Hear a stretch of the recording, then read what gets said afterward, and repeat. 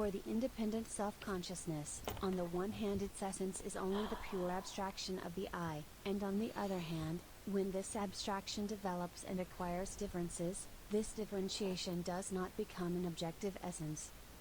Had is in itself, so this self-consciousness does not become an I that in its simplicity is genuinely self-differentiating, or that in this absolute differentiation remains identical with itself.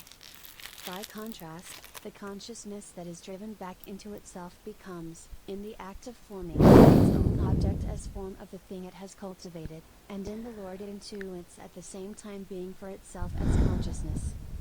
But for the subservient consciousness as such, these two moments, that of itself as independent object, and that of this object as a consciousness, and hence its own essence, fall apart. Since, however, the form and the being for itself are for us, or in themselves, the same, and since in the concept of the independent consciousness the being in itself is consciousness, the side of being in itself or thinghood, which received the form in the labor, is no other substance than consciousness, and a new shape of self-consciousness has arisen for us, a consciousness which, as the infinitude or the pure movement of consciousness, is aware of itself as